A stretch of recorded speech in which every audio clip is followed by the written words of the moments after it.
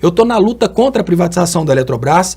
A privatização da Eletrobras ela significa a entrega do setor elétrico para o controle internacional. Só para vocês terem uma ideia, se a Globo, que é uma empresa privada brasileira, ela sabotou o Brasil inteiro por causa de dinheiro, o que um cara da Eletrobras, o dono do sistema elétrico, não faria por causa do dinheiro? Ele poderia derrubar completamente o sistema elétrico brasileiro. Então, um ponto que eu preciso trazer para vocês agora são os pontos que a Cátia Abreu trouxe no último momento como justificativa, porque ela enganou os eletricitários e quando chegou na reta final, ela traiu a população brasileira e entregou a Eletrobras para o capital internacional usando argumentos que são argumentos que enganam as pessoas, mas é importante a gente falar sobre isso porque não adianta nada o ex-presidente Lula ganhar as próximas eleições e não ter condições de crescer a indústria porque a gente não tem a soberania energética. Então, primeiro argumento da Cátia Abreu que precisa ser desmentido nesse momento. Os privatizadores da Eletrobras, lembrando, isso agora vai pro STF para ser derrubado no STF, né? Os privatizadores da Eletrobras, eles usaram o argumento de que houve um aporte de capital. A ideia de falar que houve um aporte de capital é para esconder o que realmente aconteceu. Quando você usa o termo privatização, você está dizendo que você pegou uma empresa pública e entregou para o setor privado. Quando você usa o termo aporte de capital, você está querendo dizer que um bom samaritano do setor privado está ajudando uma empresa pública, está ajudando o Brasil. Mas, na realidade, isso é um eufemismo para privatização. Porque o que diferencia uma empresa com controle estatal de uma empresa que não tem o controle estatal é exatamente o capital. Se mais de 50% do capital é do Estado, quem manda na empresa é o Brasil. A partir do momento que houve um aporte de capital na Eletrobras, o Brasil perdeu o controle sobre a Eletrobras e o Brasil passou a ser simplesmente um acionista da Eletrobras. Quem vai decidir se a luz vai funcionar ou não vai funcionar agora passa a ser o setor privado, os diretores privados que podem negociar, por exemplo, com os Estados Unidos para desligar nossa luz e quebrar nossa indústria. É muito importante falar sobre esse eufemismo, porque quando a Cátia Bolsonaro chega e fala aporte de capital, ela transmite a ideia que alguém está ajudando o Brasil. Isso é uma coisa completamente diferente. O privatizador, quando ele aportou o capital, o que ele fez foi tomar o controle acionário. Quando ele tomou o controle acionário, ele passou a ter a capacidade de definir os rumos da Eletrobras, uma coisa que não aconteceria se o Estado tivesse um percentual maior que 50%. E é por isso que a gente tem nessas divisões dos setores. Por exemplo, uma empresa pública é aquela empresa que é 100% do Estado. Por exemplo, a Caixa Econômica Federal. Não tem capital privado na Caixa Econômica Federal. Então, 100% da Caixa Econômica Federal é do Brasil, é do Estado. Mas a empresa pode ser mista. O ex-presidente Lula, inclusive, concorda com uma empresa mista. Uma empresa mista, apesar de que ela tenha a participação do capital privado, quem manda na empresa mista é o Brasil, porque o Brasil tem mais de 50%. Então, vamos pensar, por exemplo, na Petrobras, enquanto a Petrobras era governada pelo governo progressista, né, do governo do PT. Quando o Brasil estava entrando numa situação de crise, a Petrobras poderia diminuir o valor do diesel para o caminhoneiro comprar o diesel mais barato, mesmo que abaixo do custo, para quê? Para diminuir o preço do frete. Isso é uma empresa mista. Apesar dela ter capital privado, a maioria é do Estado. O Estado dá a palavra final. Por mais que os acionistas fiquem mortos de raiva, no final das contas, se for mais interessante para o Brasil diminuir o preço do diesel, para o frete abaixar e a inflação não subir, o Brasil ainda tem condições de fazer isso. Já uma empresa privada com participação do Estado é o que a Eletrobras vira agora. A maioria das ações são do setor privado, então o presidente é escolhido pelo setor privado. Apesar de que o Estado tem um percentual na empresa, mas o Estado não tem poder de definir as diretrizes da empresa.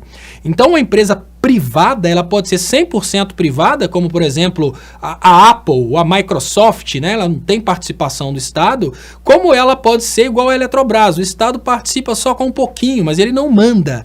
Como a gente pode ter a participação de uma empresa privada explorando um serviço público, que é a PPP. A participação de uma empresa privada explorando o serviço público é: você monta uma empresa que vai trabalhar, por exemplo, com asfalto. Você ganha uma licitação e vai asfaltar a rua da sua cidade.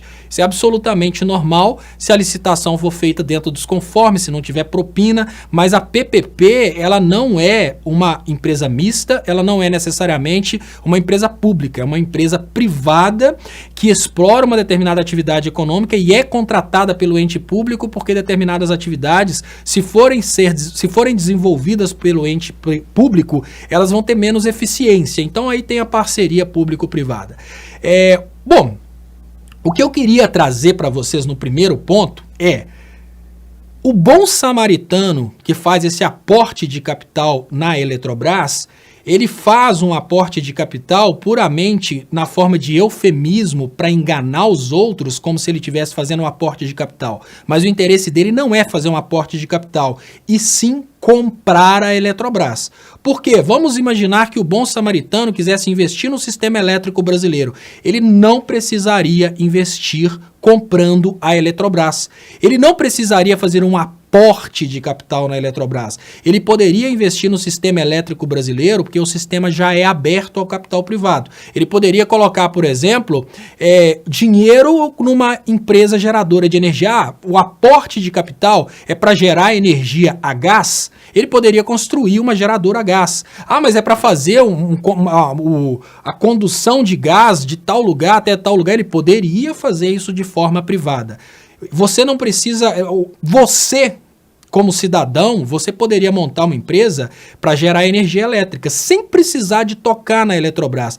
E a pergunta é: por que esse cara que está fazendo esse aporte de capital precisou tocar na Eletrobras para fazer o aporte de capital? Porque ele quer tomar o controle da Eletrobras. Se ele quisesse investir no sistema elétrico brasileiro, ele poderia investir no sistema elétrico brasileiro, montando uma geradora de energia, montando subestações. Tudo isso é aberto ao setor privado, sem precisar de tocar na Eletrobras. Então, quando eles falam aporte de capital, é para dar a ideia que existe uma pessoa muito boa que está ajudando a Eletrobras a crescer. Mentira, essas pessoas estão tomando a Eletrobras, porque se fosse para investir, eles poderiam investir em hidrelétrica, poderiam investir em geração solar, geração eólica, poderiam investir em qualquer coisa no sistema elétrico, porque tem abertura para participação privada, e eles não investem porque eles querem tomar a Eletrobras.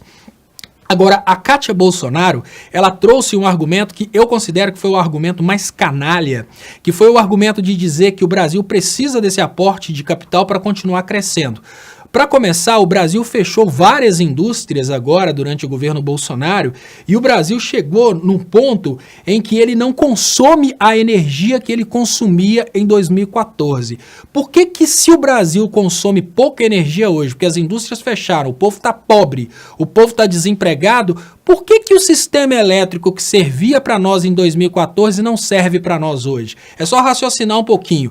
Por que nós precisamos de um aporte de capital para construir geradoras a gás hoje, sendo que em 2014, quando a indústria estava a todo vapor, a gente tinha soberania energética e não estavam faltando indústrias a gás? A resposta é muito simples. Lá nos Estados Unidos existe um grande estoque de gás, e os Estados Unidos daqui uns dias vão começar a enviar esse gás liquefeito para o Brasil. Então essa é uma estratégia de colocar o Brasil como dependente do gás dos Estados Unidos. A ideia inicial fala em colocar gás tubulado para os estados, etc. e tal, mas essas usinas que vão ser construídas para gerarem energia a gás, elas já trazem embutida essa compra do gás dos Estados Unidos, ou seja, é um cavalo de Troia no sistema elétrico brasileiro. E tem um outro ponto que eu queria falar com vocês, que é o seguinte: esse raciocínio deles de que para o Brasil continuar tendo viabilidade industrial, é preciso fazer o sistema elétrico ficar mais robusto, é um argumento que vai totalmente contra a ciência. Quando esses políticos como a Kátia Bolsonaro trazem esse argumento de que é preciso investir no sistema elétrico cada vez mais para fazer um sistema elétrico cada vez mais robusto, eles vão numa direção totalmente contrária à direção da eficiência energética, porque eles estão propondo construção de usinas geradoras a gás. A usina geradora a gás, ela produz uma energia que vai custar mais de R$300, enquanto a usina geradora a água produz energia a R$40. É isso que eles estão tirando, uma matéria-prima mais barata para colocar uma mais cara, ou seja, a energia vai aumentar o preço. Mas tem um outro ponto. Se o Brasil tivesse realmente a intenção de aumentar a eficiência energética, nós somos um país abundante em radiação solar. Se o governo investisse em aquecedores de água, você não pode guardar a energia elétrica produzida pelo sol de forma eficiente, porque as baterias, elas poluem bastante, elas causam um impacto ambiental muito grande, são caras, então ficaria um problema muito grande. Gerar energia fotovoltaica e armazenar em bateria não faz sentido. Mas faz sentido guardar água quente, porque grande parte do consumo da energia de ponta, a hora que sobe muito o consumo de energia, que é a hora que esquentam os transformadores, esquentam as linhas de transmissão, que é o pico do consumo, acontece principalmente por causa do chuveiro elétrico. Qual que é a lógica de, num Brasil, com o nível de radiação solar que a gente tem, que costuma ser de 5.000 watts por metro quadrado, para vocês terem uma ideia, qual que é a lógica da gente continuar usando chuveiro elétrico? É uma lógica de dar dinheiro para geradores de energia. Se fosse intenção do governo liberar o sistema elétrico para o crescimento industrial, o governo investiria no subsídio e no, digamos que, financiamento de sistemas de aquecimento solar para que as famílias possam ter o aquecimento solar para a água. E aí você diminui o consumo da energia elétrica, você diminui o consumo do gás, porque a pessoa já pega a água quente da torneira e já coloca aquela água para cozinhar e, obviamente, ela vai ferver muito mais rápido. Mas o governo não investe nisso, porque a ideia não é aumentar a eficiência energética. A ideia é dar dinheiro para os barões do petróleo. E eu vou fazer uma analogia com vocês aqui. Eu vou trazer uma outra proposta, que foi até um trabalho meu, né, de conclusão de engenharia de produção, que foi até levada para a ArcelorMittal, porque o meu orientador nesse trabalho, ele trabalha na ArcelorMittal, que é a utilização da luz do sol. Você tem uma fábrica, você não pode deixar a luz do sol como fonte de iluminação, porque ela fica variando. Mas hoje, com a eletrônica de potência, você pode utilizar a luz do sol e luz LED.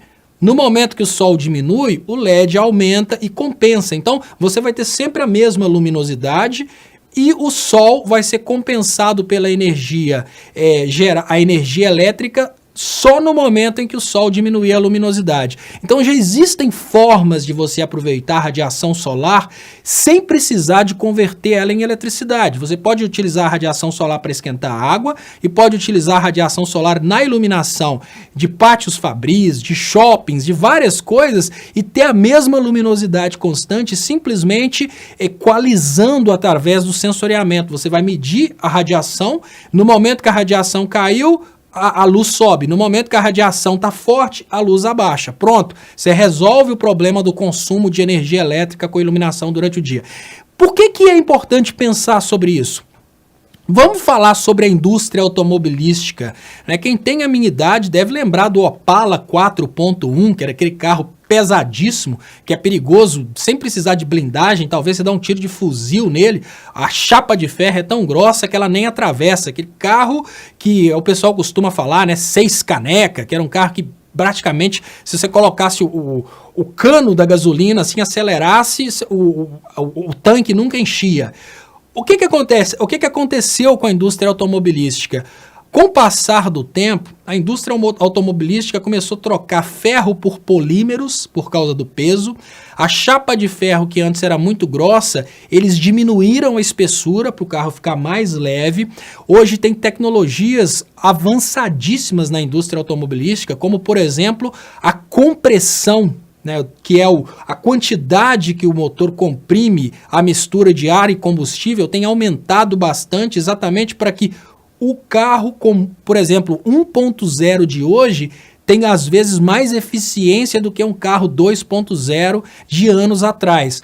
O que a indústria automobilística fez? No lugar da indústria automobilística aumentar o fornecimento de gasolina, né, mais ou menos assim, no lugar de aumentar a produção de gasolina para dar mais gasolina para os veículos, a indústria automobilística ela aumentou a eficiência dos veículos.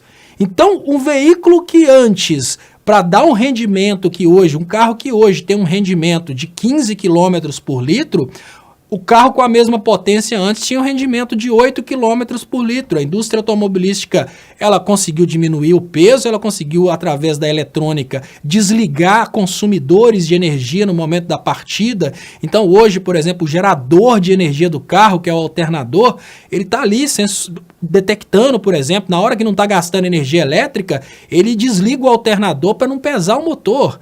Hoje o carro chega no sinal de trânsito, ou farol, de acordo com a região que você tiver, ele desliga o motor de combustão. Aí você está esperando ali no trânsito, o motor está desligado, você encosta no acelerador, ele liga sozinho. A indústria automobilística aumentou a eficiência, diminuiu o consumo. A proposta da Kátia Bolsonaro e dos produtores de energia não é aumentar a eficiência para diminuir o consumo e com isso ter disponibilidade de energia. A proposta deles é aumentar cada vez mais o fornecimento de energia. Se a gente fizesse essa mesma analogia para a indústria automobilística, hoje nós teríamos carros fazendo 6 km por litro de combustível, pesando 10 vezes o peso que eles pesam hoje, e o mundo simplesmente extraindo cada vez mais petróleo e gastando cada vez mais energia.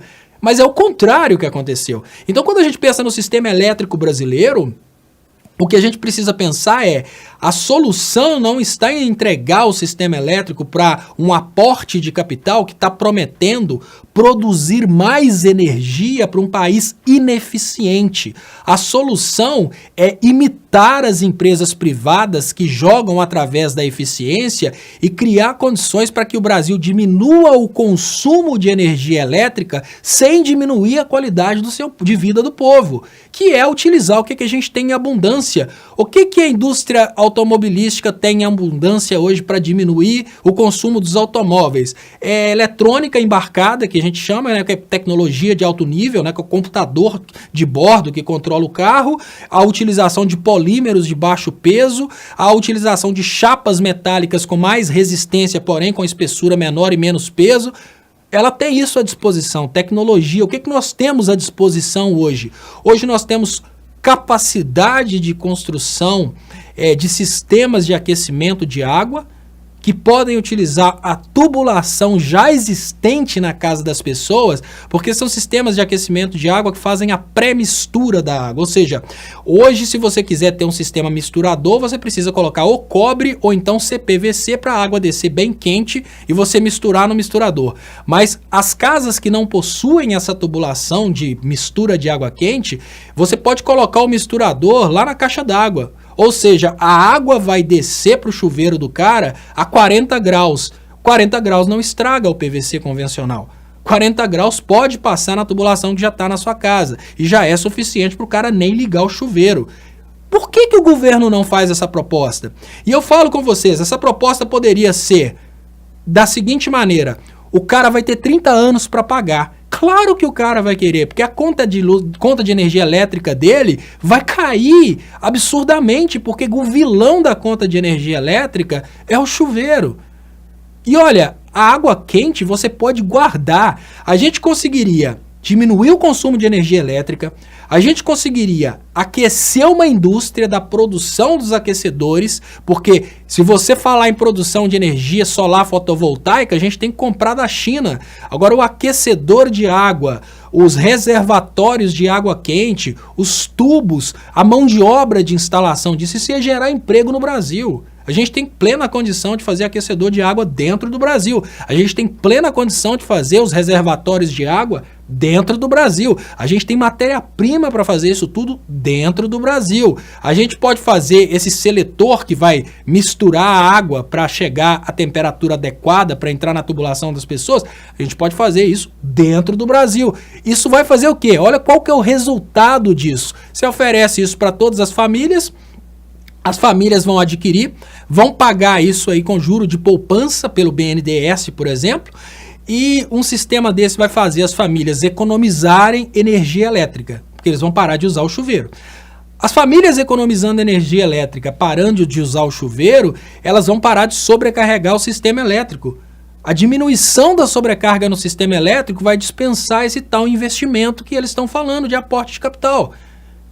Isso é o primeiro ponto. No segundo ponto, se a gente começa a disponibilizar para empresas e famílias sistemas mais eficientes de iluminação, né, porque hoje, olha, todo mundo já trocou as lâmpadas, né, por LED, já estão usando iluminação LED, mas peraí, será que as pessoas já pararam para pensar que além do LED você pode ter uma lâmpada no seu telhado que utiliza radiação solar?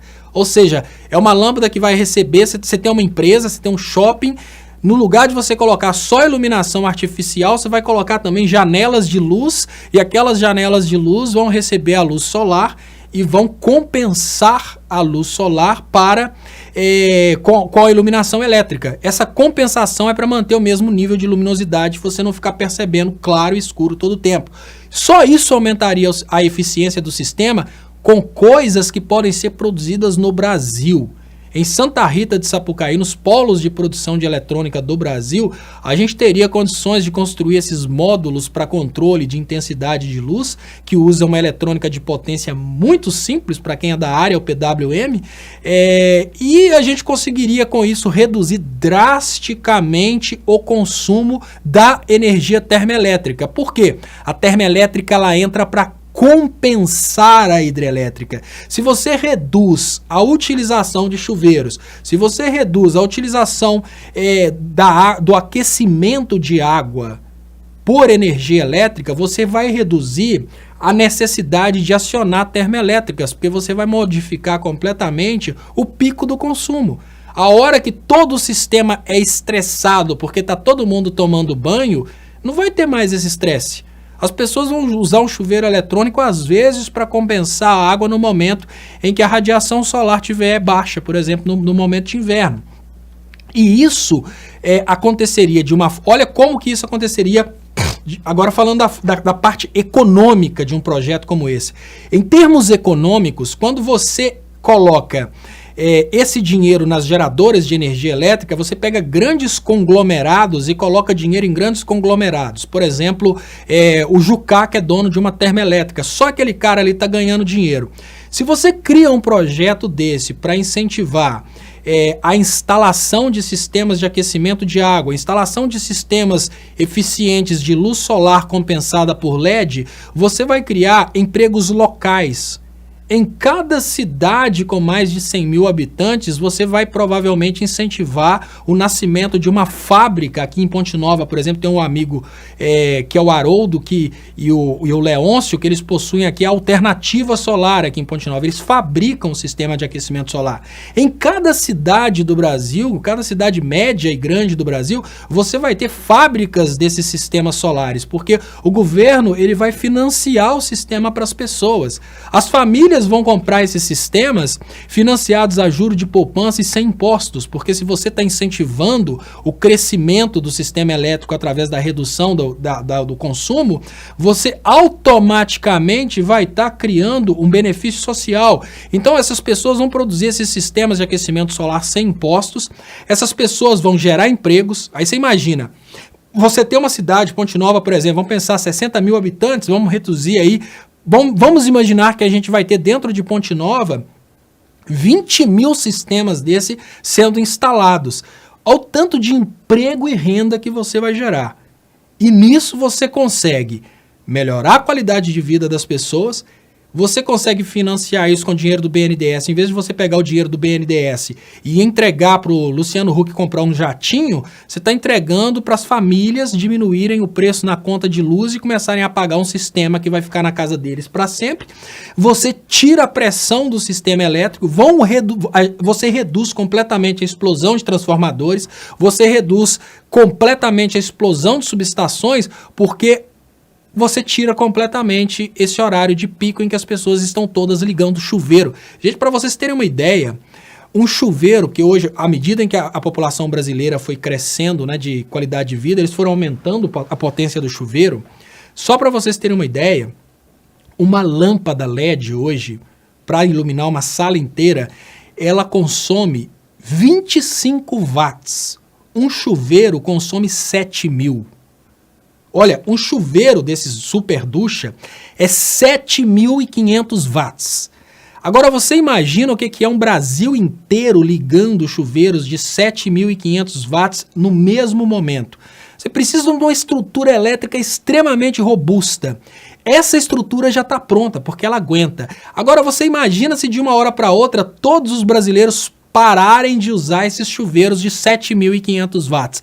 A gente vai ter uma estrutura elétrica totalmente levinha, disponível para o crescimento industrial, sem precisar de gerar energia a gás, como a Kátia Bolsonaro está defendendo, sem precisar de um aporte de capital na Eletrobras, como os picaretas estão defendendo, simplesmente com o governo utilizando o dinheiro do BNDES para incentivar empresas ao redor de todo o Brasil, ou seja, não vai ser uma JBS, não vai ser uma empresa do Jucá, vão ser empresas de pessoas comuns, como eu e como você, que vão dedicar à fabricação dos sistemas de aquecimento e vão instalar esses sistemas. Isso tudo vai acontecer de uma forma que o próprio brasileiro que comprar o sistema consiga pagar esse sistema ao longo de vários anos. E tem mais, para vocês terem noção de como que isso é uma coisa simples, ela pode acontecer inclusive através das distribuidoras de energia elétrica. Para vocês terem uma ideia, vamos imaginar aqui em Minas Gerais, em São Paulo, me parece que é Eletropaulo, a própria empresa de energia elétrica, ela pode te cobrar ali, vamos pensar que R$10 por mês a mais na conta de luz, por causa do sistema que você instalou para o aquecimento de água. Mas sua conta de luz vai cair R$150, porque você não aquece o chuveiro com água. Olha a diferença. O sistema pode ser financiado na própria conta de luz e a empresa de distribuição de energia repassa esse dinheiro diretamente para o BNDES, devolve esse dinheiro para o BNDES. E tudo isso pode acontecer de uma forma transparente, gerando emprego em todo o Brasil.